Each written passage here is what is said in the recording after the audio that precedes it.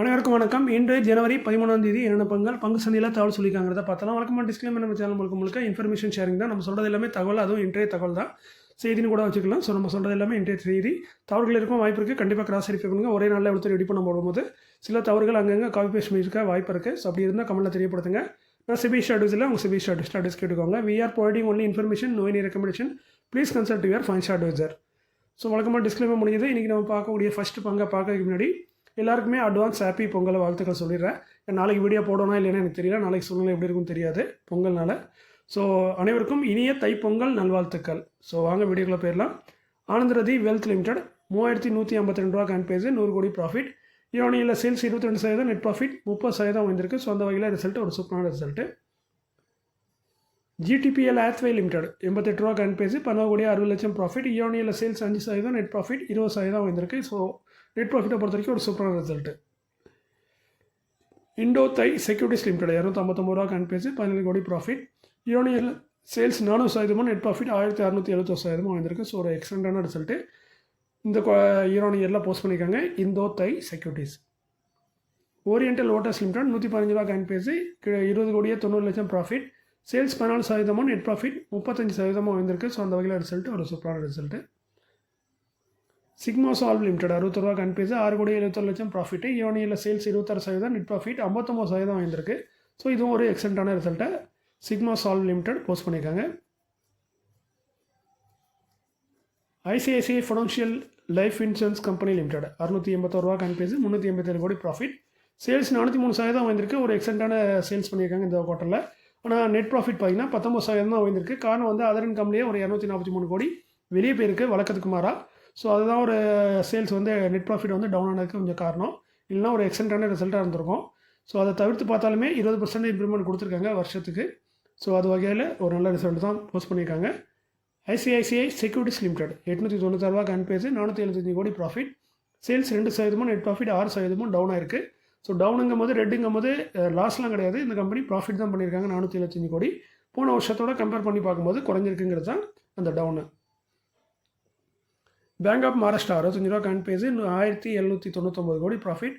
Sales 16%, net profit 27% வந்திருக்கு. So நல்ல ஒரு எக்ஸலண்ட்டான சூப்பரான ரிசல்ட்டை மகாராஷ்டிரா பேங்க் போஸ்ட் பண்ணியிருக்காங்க. அதேமாதிரி கிராஸ் NPA 1.72 இருந்தது, 1.60 குறைச்சிருக்காங்க. நெட் NPA 0.18 இருந்தது, 0.15 குறைச்சிருக்காங்க. ஸோ நெட் NPA கிராஸ் NPAவும் குறைச்சிருக்காங்க. ரிசல்ட்டும் சூப்பராக இருக்குது.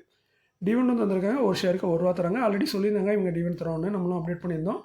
1 ரூபா டிவிடெண்ட் தராங்க. டிவிடெண்டில் 1.5% வருது. ரெக்கவர்ட் எஸ்டேட் வந்து 20 ஜனவரி 2026. செக்டர் வந்து public sector bank. NLC India limited 255 ரூபா கேன் பேஜ், 3.6 பைசா நேற்று டிவிடெண்ட் அனௌன்ஸ் பண்ணியிருந்தாங்க. ரெக்கவர்ட்டும் நேற்று அனௌன்ஸ் பண்ணியிருந்தாங்க. இப்போ அதை வந்து சேஞ்ச் பண்ணிட்டாங்க. அதான் மென்ஷன் பண்ணியிருக்கேன். நேற்று சொன்னது வந்து 16 ஜனவரி தான் ரெக்கவர்ட்னு. பட் இன்றைக்கி சேஞ்ச் பண்ணிட்டாங்க. அது வந்து 20 ஜனவரியாக மாற்றிட்டாங்க. காரணம் வந்து 15 ஜனவரி வந்து ஒரு பப்ளிக் ஹாலிடேவாக அனௌன்ஸ் பண்ணியிருக்காங்க. ஸோ அதனால் ரெக்கவர்ட்டை வந்து நாங்கள் 20 ஜனவரியாக மாற்றணும் அப்படிங்கிற மாதிரி கம்பெனி இன்றைக்கி அனௌன்ஸ் பண்ணியிருக்காங்க. ஸோ இந்த மாதிரி நீங்கள் எந்த ஒரு ஸ்டாக் ஹோல்ட் பண்ணாலுமே அந்த ரெக்கவர்ட் வந்து அப்பப்போ கொஞ்சம் மாறதுக்கு வாய்ப்புகள் அதிகமாக இருக்குது. நிறைய கம்பெனி மாறிட்டே இருப்பாங்க. ஸோ நீங்கள் அந்த கம்பெனியோட ரெக்கவர்ட் முடிகிற வரைக்கும், கன்ஃபார்மாக முடிகிற வரைக்கும் ஃபாலோ பண்ணுங்கள். அதுதான் பெட்டராக இருக்கும். இல்லைனா நீங்கள் தவறான முடிவு எடுக்கவும் வாய்ப்பு இருக்குது. ஸோ அதனால் ரெக்கவர்ட் முடிய வரைக்கும் ஹோல்ட் பண்ணுங்கள். சில நேரம் கம்பெனி இப்படி தான் மாற்றுவாங்க. ஸோ நான் சில நேரம் அப்டேட் பண்ணுவேன், சில நேரம் அப்டேட் பண்ண மறந்துடுவேன். ஸோ அதனால் நீங்கள் வந்து ஒரு ஷேர் ஹோல்டராக உங்களோட ஷேரை வந்து வாட்ச் பண்ணுறது உங்கள் கடமை. அப்கமிங் போர்ட் மீட்டிங் மே கன்சிடர் முடிவு எடுக்க வாய்ப்பு இருக்காது சொல்கிறாங்க. 90% சான்ஸ் இருக்குது, 10% சான்ஸ் இல்லை. பெரும்பாலும் அனௌன்ஸ் பண்ணுவாங்க. டிப்ஸ் மியூசிக் லிமிடெட் 507 ரூபா கேன் பேஜ், 19 ஜனவரியில் போர்ட் மீட்டிங் இருக்குது. டிவிடெண்ட் ரிசல்ட் ரெண்டுமே அனௌன்ஸ் பண்ணாங்க. செக்டர் வந்து மீடியாவில் இருக்காங்க. போன வருஷம் பார்த்திங்கன்னா 3 தடவை டிவிடெண்ட் கொடுத்துருக்காங்க. 3 ரூபா 4 ரூபா 4 ரூபான்னு. ஸோ அந்த ரேஞ்சில் டிவிடெண்ட் தரதுக்கான வாய்ப்புகள் இருக்குது. ஓபெராய் ரியல்டி லிமிடெட் 1657 ரூபா கேன் பேஜ், 19 ஜனவரியில் போர்ட் மீட்டிங். இவங்க டிவிடெண்ட் ரிசல்ட் அனௌன்ஸ் பண்ணாங்க. செக்டர் வந்து ரியாலிட்டியில் இருக்காங்க. போன வருஷம் ஒரு 4 டிவிடெண்ட் கொடுத்துருக்காங்க. 4மே பார்த்தீங்கன்னா 2 ரூபா தான் கொடுத்துருக்காங்க. ஸோ செக்டர் வந்து ரியாலிட்டி. SRF லிமிடெட் 3035 ரூபா கேன் பேஜ், 20 ஜனவரியில் போர்ட் மீட்டிங்.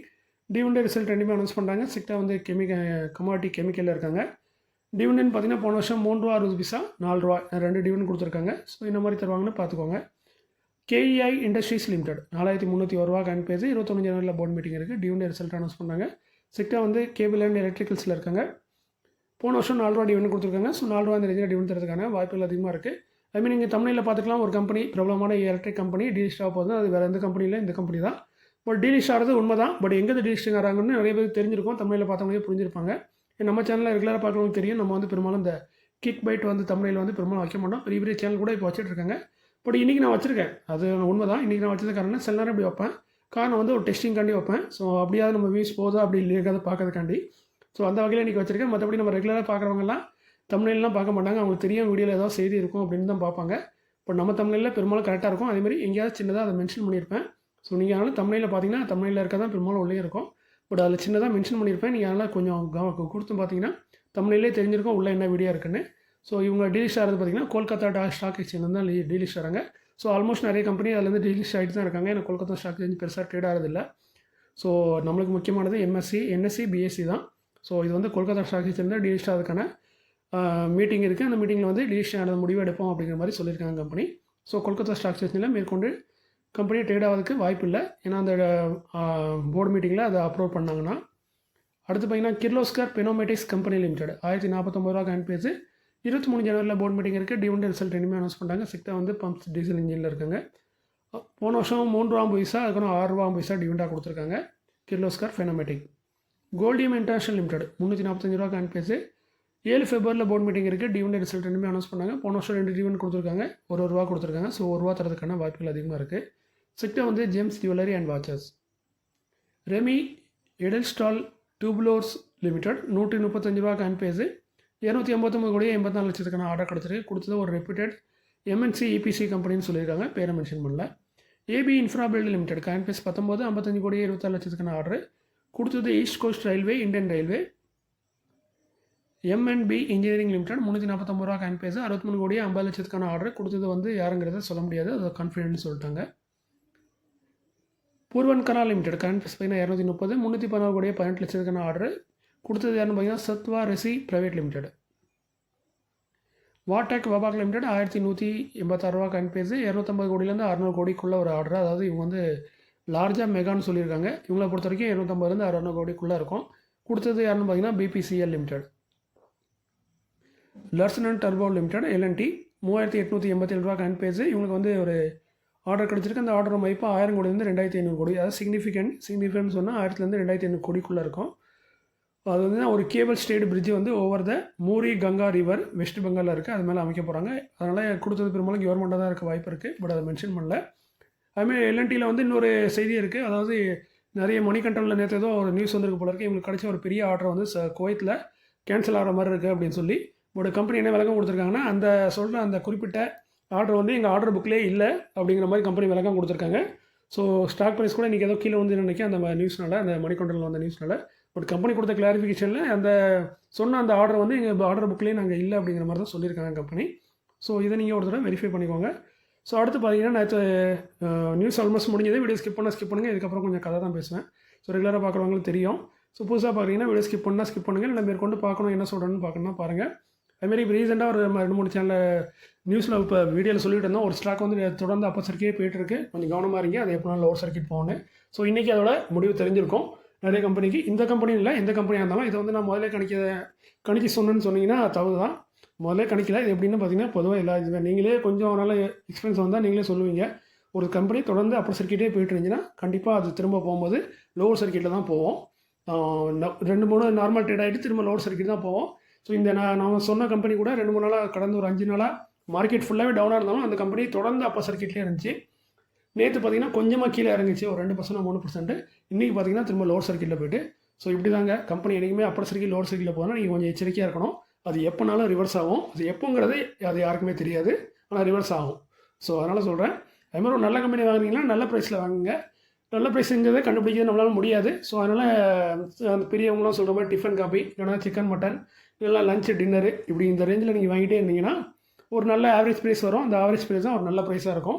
ஸோ நான் இப்படி தான் பெரும்பாலும் ஒரு ஸ்டாக்கோட ப்ரைஸை கண்டுபிடிப்பேன். மற்றபடி இதுதான் லோங்கிறது யாராலையும் சொல்ல முடியாது, இதுதான் ஐங்கிறது யாராலையும் சொல்ல முடியாது. ஸோ அதனால் முடிஞ்ச அளவுக்கு இந்த லோவர் சர்க்கிட் அப்பர் சர்க்கிட்லேருந்து கொஞ்சம் விலகிருங்க. அதில் வந்து இப்படி தான் நடக்கும். ஸோ நீங்கள் மேலே போகும்போது மகிழ்ச்சியாக இருந்திருப்பீங்க, இன்றைக்கி எல்லாம் துக்கமாக இருந்திருப்பீங்க. காரணம் வந்து அப்போ லோவர் சர்க்கிட் போய்ட்டு விற்க முடியலை அப்படின்ட்டு. ஸோ இதெல்லாம் நடக்கக்கூடியது. ஸோ நல்ல பங்குனா லாங் டைமில் ஹோல்ட் பண்ணுங்கள், அதுதான் பெஸ்ட்டாக இருக்கும். அடுத்து பார்த்திங்கன்னா இந்த ஐபியோட அப்டேட்டு நம்ம பிசிசிஎல், அதாவது பாரத் கோக்கிங் கோல் லிமிட்டடோடது. இன்றைக்கி பார்த்திங்கன்னா கிட்டத்தட்ட 46% இருக்குது. ஸோ ஸ்டார்டிங்கில் 50%லாம் இருந்துச்சு, இப்போ குறைஞ்சி 46 வந்துட்டு. ஸோ இன்னமும் பார்த்திங்கன்னா 46% நல்ல ஒரு லிஸ்டிங் ஏறி கொடுக்குற மாதிரி தான் இருக்குது கிரே மார்க்கெட் ப்ரீமியம். ஸோ 10 ரூபா 60 பைசா நம்மளுக்கு எக்ஸ்ட்ரா கிடைக்கிற மாதிரி இருக்குது. 46% வந்து நம்மளுக்கு லிஸ்டிங் ஏறி கொடுக்குற மாதிரி கிரே மார்க்கெட் ப்ரீமியமில் வந்து இன்றைக்கி சொல்லிகிட்டு இருக்காங்க.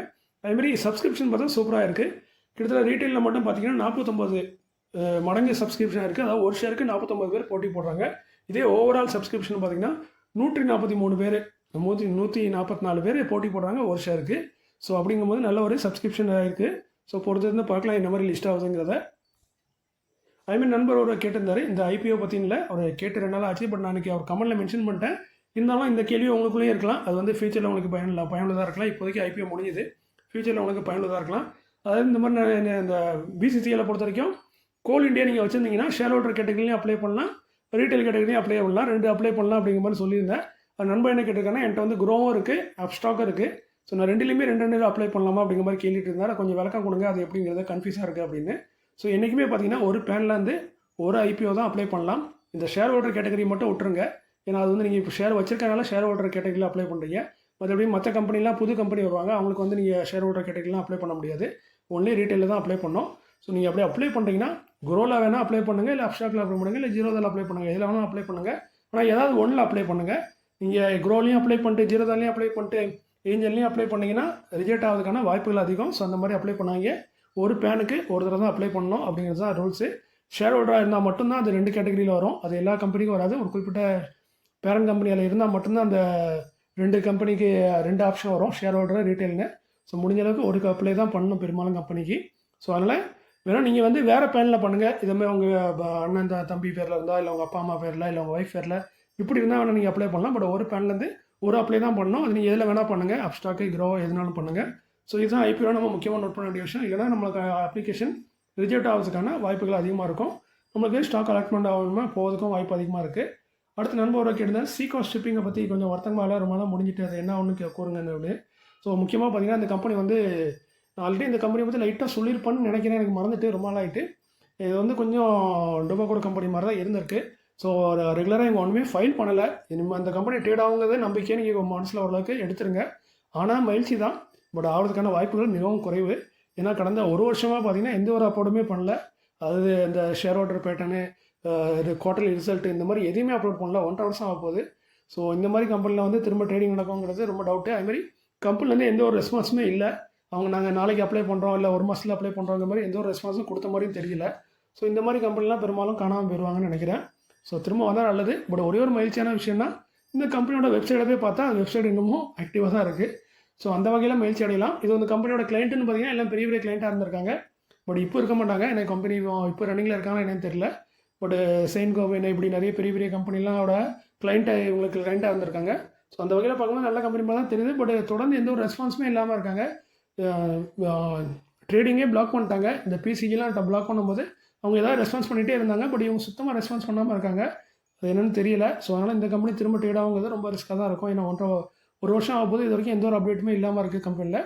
ஸோ இந்த மாதிரி கம்பெனி கொஞ்சம் ரிஸ்க்காக தான் இருக்கும். ஸோ முடிஞ்ச அளவுக்கு வேண்டிக்கோங்க. திரும்ப வந்தால் உங்களுக்கு போட்டால் போனால் அது திரும்ப வரும். இல்லைனா மறந்துட வேண்டியதான். இது ஒரு அனுபவமாக எடுத்துக்கிற வேண்டியதான். ஸோ இன்றைக்கி இந்த காலையில் இதோட முடிச்சிடறேன். மீண்டும் ஒரு நல்ல காலையில் திரும்ப உங்களை சந்திக்கிறேன். இப்படிக்கு உங்களில் ஒருவன். நன்றி, வணக்கம்.